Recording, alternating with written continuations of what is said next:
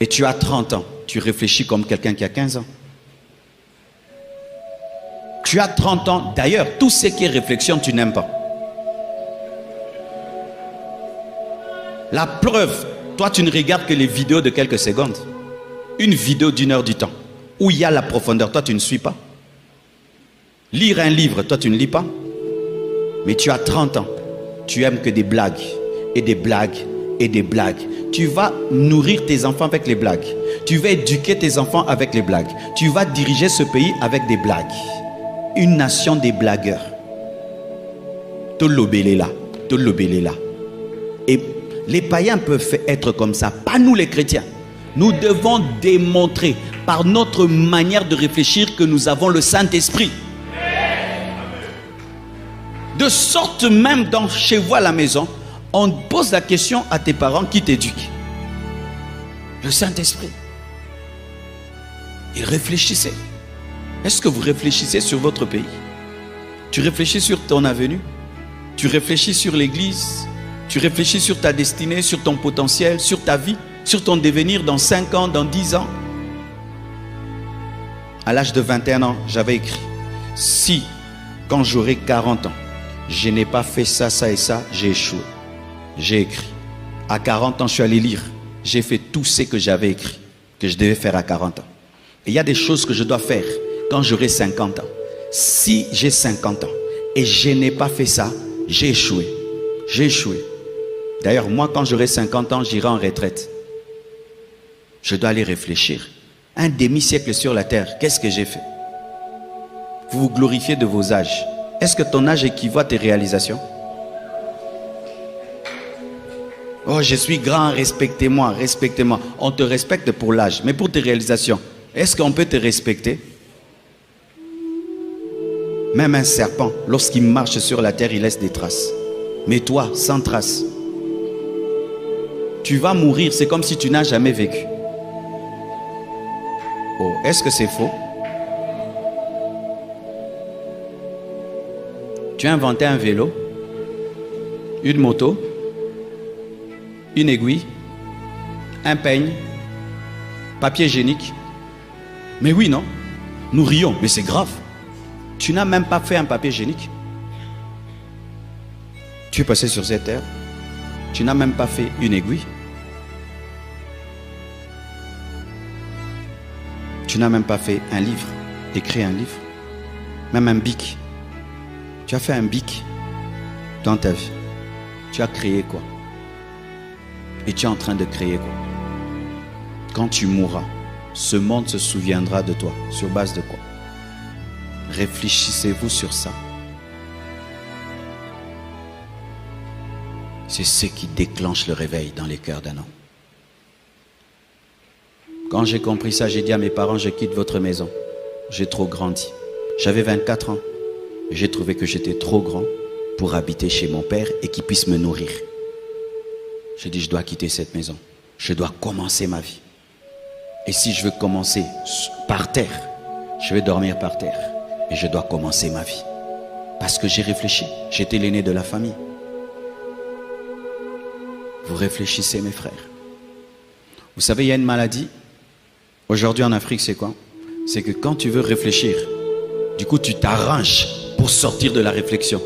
Pourquoi? Parce qu'elle te met face à ta vie. Nous nous droguons. Nous nous droguons des blagues et beaucoup d'informations sur Internet pour ne pas voir notre vie en face. Regarde ta vie en face. Qu'est-ce que tu es en train de réaliser? Regarde ta vie en face. Ce monde se souviendra de quoi? Sur base de quoi? De toi. Sur base de quoi? Ce pays se souviendra de toi. Sur base de quoi? Ta famille se souviendra de toi. Sur base de quoi? Réfléchissez. Tu as deux mains comme Bill Gates. Tu as deux mains comme le pilote de l'air. Tu as deux mains comme Elon Musk. Tu as des pieds comme Lionel Messi. Tu as une bouche comme Paul, comme Pierre, comme Moïse, comme David. Tu as le Saint-Esprit comme Billy Graham, comme Reinhard Bonk, comme Osborne. Le même Saint-Esprit. Tu fais quoi? Tu fais quoi? jour après jour. Tu te réveilles et tu dors. Tu te réveilles et tu dors. Et tu ne remarques pas que ta vie ne change pas. Tu sais pourquoi ta vie ne change pas? Ton niveau de réflexion ne change pas.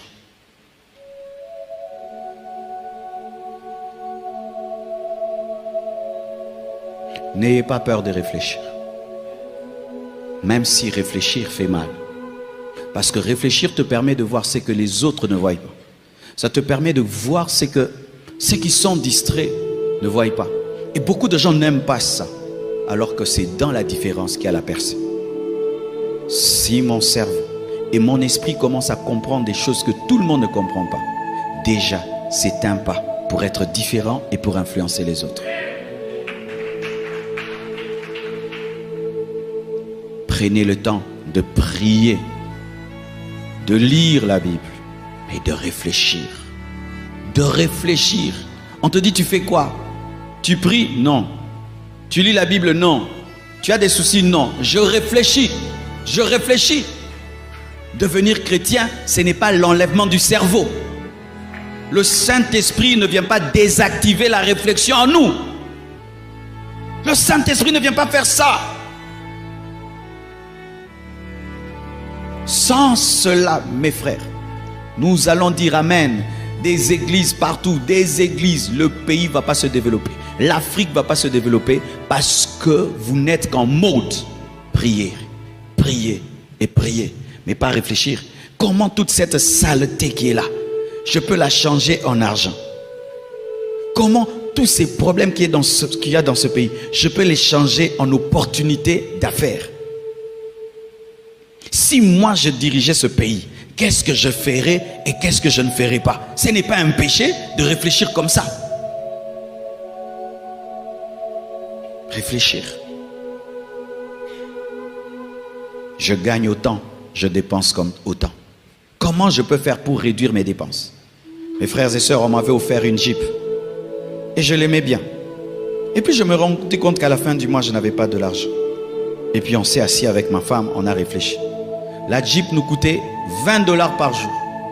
600 $ par mois. Et en ce temps-là, je ne sais pas si je gagnais combien. Tout mon argent, 3/4, allait dans la Jeep. On a réfléchi. On a décidé quoi? On l'a vendu. Je m'en fous de rouler avec une belle voiture. Il faut que j'ai de l'épargne parce que j'ai des enfants. Et j'ai vendu. J'ai acheté une voiture qui ne me coûtait pas cher. Et ainsi, j'ai commencé à épargner. Réfléchir. Mais toi, tu vas chasser l'esprit de pauvreté et de stagnation et des blocages et la sorcellerie du quartier, alors que ta sorcellerie, c'est ta voiture. Alléluia. Ton téléphone te coûte combien par mois? En mégas, en unités. Tu gagnes combien et tu dépenses combien? Les mégas que tu dépenses, ils t'ont fait entrer l'argent, tu ne réfléchis pas. Méga, méga, méga. Mais l'argent de méga, commence une boutique. Commence une boutique, vend du pain au lieu d'être tout le temps sur internet pour rien. Réfléchir, réfléchir entre une chaussure de 100 $ et des chaussures de 100 $ avec mon niveau de vie. Qu'est-ce que je dois acheter? J'achète des chaussures de 10 $, j'investis les 90 $ et j'achèterai demain des chaussures même de 300 $ que de paraître riche alors que tu es pauvre. Réfléchir. Mes frères et sœurs, si vous ne faites pas ainsi, lorsque j'ai eu mes premiers 1000 $ de ma vie, mes premiers 1000 $ à moi-même qu'on m'a donné, j'ai quitté mes parents. Mais il y a des jeunes ici, vous avez des 1000 $, vous êtes toujours chez vos parents. Moi, quand j'ai eu mes premiers 1000 $, tu vois, je me suis préparé toute ma vie à quitter mes parents. Quand j'ai eu la passe, j'ai marqué, je suis sorti. Jusqu'à aujourd'hui, je ne suis jamais rentré. Mais toi, chez vous, 1000 $, 2000 $, 1000 $, 2000 $, et tu es toujours là en train de tourner dans la cuisine de tes parents. Certains, l'argent que tu as eu, ils ont déjà une maison. Mais toi, l'argent que tu as eu, tu as fait des fêtes. Parce que tu ne réfléchis pas. Un jour, un homme de Dieu est venu ici. C'est quand j'ai acheté ma première parcelle. Il a dit, le pasteur Marcel est trop fatigué, il a trop prêché. Nous allons l'envoyer en vacances. L'église, par prix de compassion, m'a donné 8000 $. J'ai dit, Blanche, allez en vacances, 8000. Est-ce que tout le monde a en haut? On est allé à Maluku là-bas. On a acheté 4 parcelles de $2000, $2000. Il y a de cela 20 ans ou je ne sais pas combien, 15 ans ou 16 ans, j'ai oublié même. Mais aujourd'hui, ces parcelles-là coûtent combien? Fois 10. Mais toi, tu serais allé à Dubaï et tu allais nous envoyer des photos pour qu'on soit jaloux de toi. Maintenant, être jaloux de toi, ça te donne l'argent. On est maintenant jaloux de toi. Après, tu as l'argent quand on est jaloux de toi. Parce que maintenant, nous vivons pour rendre les gens jaloux. En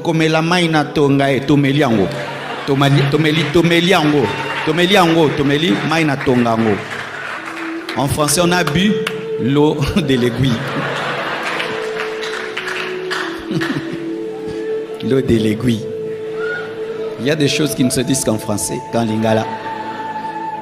Oui, pour rendre les gens jaloux. Alors que c'est l'opportunité pour que tu commences ta boutique. Il y a un homme qui est venu dans ce pays avec $20. Aujourd'hui, c'est un millionnaire. Hein? Pendant que toi, tu joues avec l'argent. Lui, il épargne. Il boit du lait et du pain. Seulement, il épargne. Et puis, il devient un grand homme. Oh, il a la sorcellerie. Il est plus intelligent que toi. La plupart des grands qui sont en train de monter aujourd'hui aux États-Unis, quand tu étudies leur histoire, presque tous ont commencé leur entreprise en dormant par terre dans le bureau, en train de réfléchir, que ce soit Microsoft, que ce soit Facebook, que ce soit Google, des jeunes qui bossaient la nuit, qui réfléchissaient. Mais non, on ne réfléchit pas. Les Africains ne réfléchissent pas. On ne réfléchit pas. On aime causer. On se retrouve, on cause au part. Et puis on a faim. Mais oui. Mais vraiment, j'aimerais vous poser la question. Est-ce que vous vous rencontrez pour réfléchir? Ou tu te dis, toi tu gagnes combien par mois? 1000. Moi 2000. Est-ce qu'on ne peut pas faire une entreprise? Vous pensez, vous ne causez pas de telles causeries, vous ne proposez pas. Le pasteur Marcelo et tel pasteur et tel pasteur. Après, vous avez faim. Mais oui. Pourquoi vous ne pouvez pas vous asseoir, réfléchir pour faire des entreprises? Pourquoi vous ne pouvez pas vous asseoir, réfléchir pour développer votre pays? Pourquoi vous ne pouvez pas avoir des conversations qui vous donnent des mots de tête, pas de soucis, mais d'intelligence? On se rassemble pour être bêtes, au lieu pour être intelligent. Et nous aimons bien ces amis-là qui viennent nous distraire. Quand il vient là, on ne se détend que quand on était concentré. Mais si toi tu te détends, même sans concentration, tu es distrait. Je suis en train de vous dire ce que moi je fais dans ma vie. Je suis en train de vous dire ce que je fais dans ma vie. Car si, frère, tu ne maximises pas le cerveau que Dieu t'a donné, alors tu as une boîte vide. Si tu ne maximises pas ce qui est là-dedans, alors toi tu n'as qu'un visage. Là-bas, rien ne marche. Qu'on te prenne ça qu'on nous donne. Mais oui.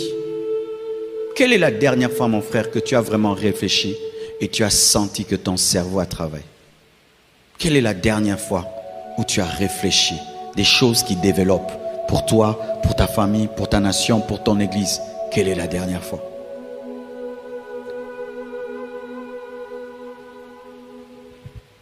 Néhémie a réfléchi. Cinquièmement, Néhémie 2, verset 12. Après quoi, je me levai pendant la nuit avec quelques hommes, sans avoir dit à personne ce que mon Dieu m'avait mis au cœur de faire pour Jérusalem. Il n'y avait avec moi d'autres bêtes de somme que ma propre monture. Néhémie 2,15. Je montais de nuit par le torrent et je considérais encore la muraille. Puis je rentrai par la porte de la vallée et je fus ainsi de retour. Remarquez ceci, au verset 12, on dit la nuit. Au verset 15, on dit la nuit. Néhémie travaillait des fois la nuit. Un grand leader des fois. Et souvent, il travaille la nuit. Presque tous les hommes influents travaillent la nuit. Pourquoi? Parce que la nuit tout le monde est calme. Il n'y a pas d'embouteillage. Il n'y a pas de dérangement.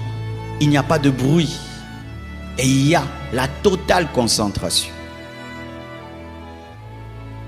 Prenez l'habitude, des fois, mes frères, pendant que tout le monde dort, de sortir de votre chambre, de sortir de votre lit pour aller travailler. Beaucoup de grandes révélations s'obtiennent la nuit. Beaucoup de grandes révélations s'obtiennent la nuit. Parce que ceux qui te dérangent dorment. Le commun de mortels dort. Regardez même dans cette ville. Nous avons des embouteillages, n'est-ce pas? Mais quand on commence à aller vers 21h, 22h, 23h, il y a toujours des embouteillages. Si vous ne savez pas, mes frères, même dans ce pays, il y a 2 Kinshasa. Vous savez qu'il y a des gens dans ce pays, pendant que je prêche là, ils dorment. Ils dorment. Quand on arrive à 23h, ils sortent. Parce que là, ils peuvent faire 4 courses. Parce que, frère, en matière d'argent, si tu ne peux faire qu'une course par jour, comment tu vas être riche? Tu quittes ta maison à 7h, tu arrives à 18h. Quand tu rentres, tu es KO. Mais si tu as besoin de rencontrer 4 personnes, comment tu vas faire? Vous allez vous fixer des rendez-vous la nuit. Quand tout le monde dort, quand les hommes normaux dorment et se réveillent, il peut faire 20 minutes, il quitte sa maison, il va en ville, il traite un dossier, il quitte là, il traite un dossier. Essaie un jour de te réveiller la nuit et de rouler. Il y a des voitures qui sortent que tu n'as jamais vues. C'est lorsque eux prennent en main la ville. Il y a des gens, tu ne les rencontreras jamais de toute ta vie. C'est seulement la nuit.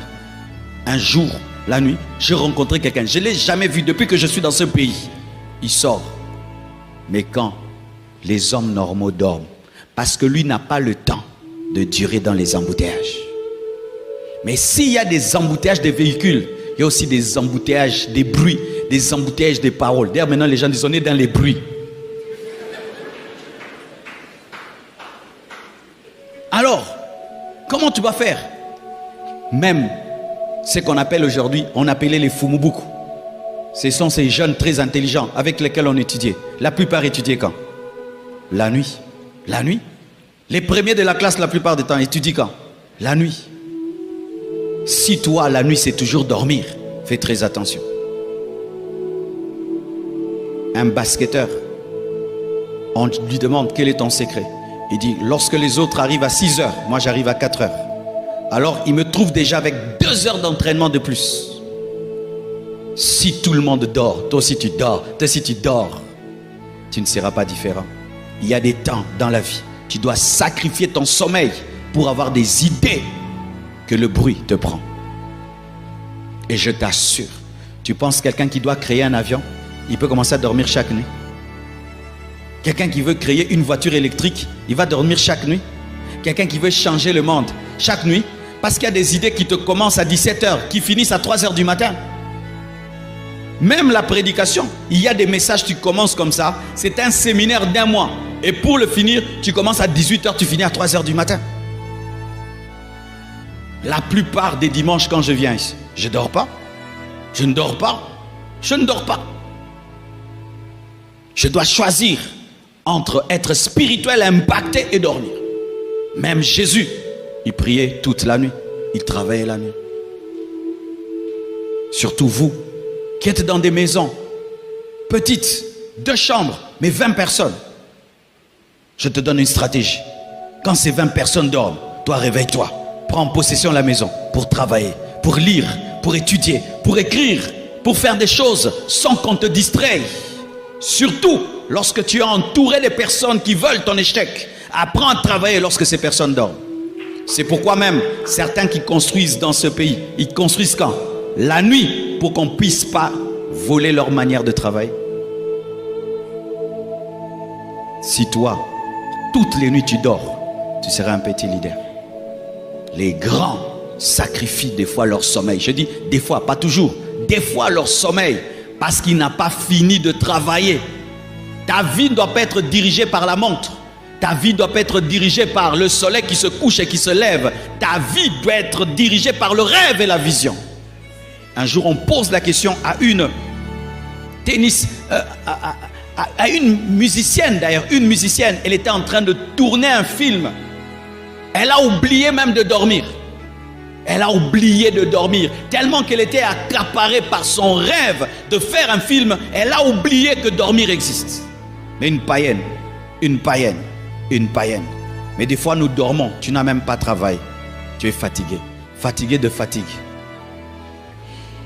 Fatigué de fatigue. C'est pourquoi tu as des cauchemars. Et un secret que je te donne. Si tu vas dormir et tu vois que le sommeil te fuit, pose-toi la question. Quel problème vous avez? Il se peut qu'il dise, j'étais trop dans ta vie. Maintenant je m'en vais. Tu dois travailler. Alléluia. Car des fois, quand tu manques de sommeil, la manière de dormir, c'est de travailler. Tu sors de ton lit et tu vas travailler, tu trouveras le sommeil. Maximisez vos nuits. Maximisez vos nuits. Il y a des livres que tu ne peux lire que la nuit. Parce que si tu commences à lire la journée, quelqu'un t'appelle, quelqu'un te cherche, tu déposes. Même la Bible, la plupart des gens qui ont fini leur Bible, la lisent quand? La nuit. La nuit. La plupart des hommes de prière, la nuit. La nuit, la nuit. Néhémie, 2 fois, la nuit, il dit, la nuit. Pourquoi? Parce que les ennemis dorment. Sambala dort. Gershom dort. Frères et sœurs, ne soyez pas normaux, vous aurez une vie normale. Je vous répète, ne soyez pas normaux, vous aurez une vie normale.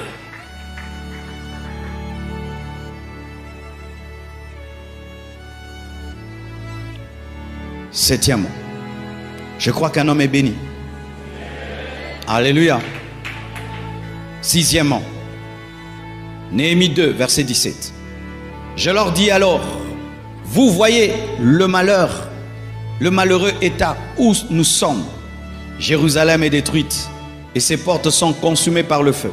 Venez, rebâtissons la muraille de Jérusalem et nous ne serons plus dans l'opprobre. Et je leur racontais comment la bonne main de mon Dieu, là maintenant il commence à raconter, après avoir gardé le secret, la bonne main de mon Dieu avait été sur moi et quelles paroles le roi m'avait adressées. Ils dirent, lèvons-nous et bâtissons.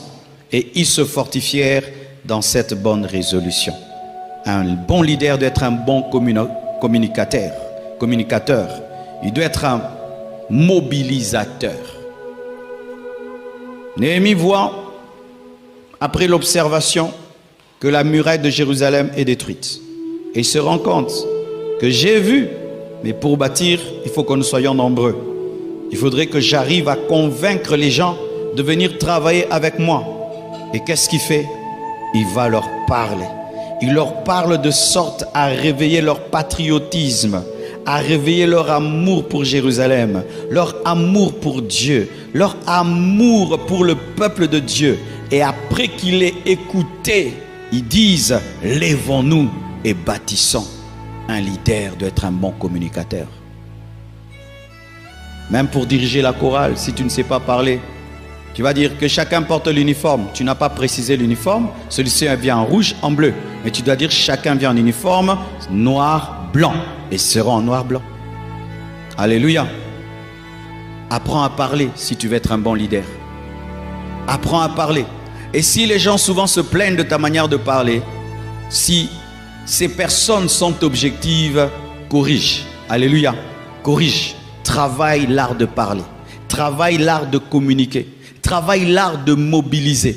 Travaille l'art de donner aux gens l'envie de faire ce que Dieu t'a dit et ce que tu trouves bon. Travaille cela. Ne dis pas, celui qui veut, il fait. Et celui qui ne veut pas, laisse. Alléluia. Vous me donnerez raison. Vous me donnerez raison. Un leader ne parle pas comme ça. J'entends des mamans qui disent ça. Toi, ma fille, quand tu souffriras, tu penseras à moi. Parle-moi pour que je me corrige, en fait, que je ne souffre pas. Alléluia. Apprends à parler. Apprends à communiquer. Même dans notre pays, nos dirigeants, parlez-nous. Parlez au peuple. Ce pays, c'est un grand pays. Mais il faut le réveiller en parlant. En réveillant le patriotisme, l'amour du pays, la fierté il faut qu'on nous parle, qu'on sente qu'on est fier d'être Congolais, qu'on est fier d'être Africain, qu'on est fier d'être Congolais. Il faut qu'on nous parle. Parce que même la belle femme, des fois, doute qu'elle est belle. Il faut lui dire, tu es belle, tu es belle, tu es belle. Ah, c'est vrai, je suis belle, tu vas changer de démarche. Pourquoi? Même si elle est belle, elle doute. Et un pays aussi, des fois, peut douter qu'il est grand. Alléluia. Tu vas ailleurs, il vous dépasse. Tu vas ailleurs, il vous dépasse. Tu vas ailleurs, il vous dépasse. Et puis tu commences à dire, ah, RDC, Lokamakasi Kaka. Alléluia. Il faut qu'on te dise. Il faut qu'on te le dise. Il faut qu'on te le dise. Alléluia. Tu es pasteur, tu dois apprendre à parler, à canaliser les gens. Tu veux que les gens viennent à la prière du mercredi. Apprends à leur parler. Nous allons venir à la prière du mercredi. Mais si vous ne venez pas, Dieu est là. Même s'il y a 2 ou 3 sont rassemblés, Jésus est là. Ah, pasteur. Nous allons venir mercredi. Car la présence de Dieu sera là. Et si tu viens, Dieu va changer ta vie. Je suis convaincu. Donne-moi la main, hein. L'homme a des oreilles parce qu'il peut être dirigé par l'oreille. Vous savez la force d'Hitler? Hitler n'était pas fort. Hitler avait échoué à l'école. Il voulait devenir un peintre, il a échoué. Mais il avait découvert une chose, par hasard, qu'il savait parler. Quand il parlait pour son parti, les gens se soulevaient. Et puis quelqu'un l'a pris, lui a appris à parler. Hitler apprenait à parler devant un miroir. Les mouvements, la manière, tout, même sa coiffure là, tout il avait travaillé, sa présentation. Et Hitler a dit aux Allemands qu'ils étaient la race aryenne, la supérieure, et qu'ils devaient tuer les Juifs. Les Allemands ont cru, ils ont tué les Juifs. Quand il parlait, c'était comme un prédicateur, il vibrait de colère. Frères et sœurs, apprends à parler. Apprends à parler à tes enfants. Un père, c'est un leader. Tu ne peux pas parler à tes enfants que négativement. Tu es bête, tu es bête. Non, vu ton intelligence, tu ne peux pas me donner de tels points. Tu as bien parlé. Ta fille s'habille mal. Prostituée, non. Les belles femmes se couvrent. Les vilaines femmes se montrent parce qu'elles ne sont pas sûres d'elles.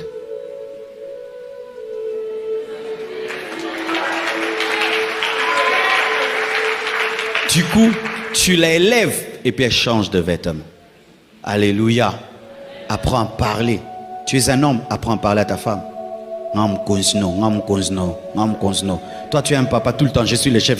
Mais tu as déjà vu un lion crier tout le temps qu'il est le lion? Tu n'as pas d'autorité. Un homme qui crie tout le temps, c'est moi qui paye cette maison, c'est moi qui vous nourris. On sait que tu nous nourris. Même nos ventres savent que tu nous nourris. Mais si tu rappelles tout le temps que tu nous nourris, tu es un petit homme. Amen, maman.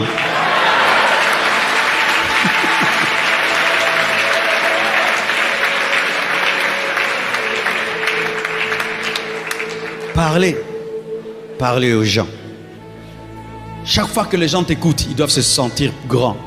Même si tu leur dis des choses dures, ils se rendent compte que c'est parce que tu les aimes. Des fois, les gens me disent, Marcelo, comment tu dis des choses dures comme ça, l'église est grande? Parce que je le dis toujours par amour. Je t'assure, hein, même quand je te blesse là, je t'aime beaucoup. Je te dis la vérité. C'est mon amour qui te pousse à te blesser. Parce que ça m'énerve qu'un homme aussi intelligent que toi, tu as 35 ans, tu habites toujours chez papa. Je suis vraiment en colère. C'est pourquoi je t'ai dérangé. C'est mon amour pour toi. Parce que je dois te réveiller. Tu sais quand tu aimes quelqu'un et le feu est en train de prendre la maison. Tu le réveilles, il ne se réveille pas. Tu vas le gifler, n'est-ce pas? Mais est-ce que cette gifle-là, c'est la gifle? C'est l'amour. C'est pourquoi quand tu viens à l'église, lis Kofi Penza. Mais quand tu rentres, il ne faut pas me haïr. Je t'aime. Parce que je vois que tu es en train de tuer ta vie. Tu t'endors. Tu vas devenir le mendiant de tes amis. Tu vois ce mendiant-là, ce garçon-là que tu vois là, qui est toujours en train de chercher ses amis. Viens, tout en ensemble, tout en ensemble. Tu vas devenir ce genre de personnes hein, qui rappellent aux autres qu'ils ont étudié ensemble. Qu'est-ce que tu vas me rappeler qu'on étudie ensemble? Et surtout en maternelle en plus. Tu veux devenir ce genre de personnes qui rappellent aux autres qu'on étudie en primaire ensemble, en maternelle ensemble. Et il a oublié même ton nom et ton visage et tu dois ramener la photo passeport. Tu veux devenir ça? Non. Dis non. Dis je réussirai. Et je commence maintenant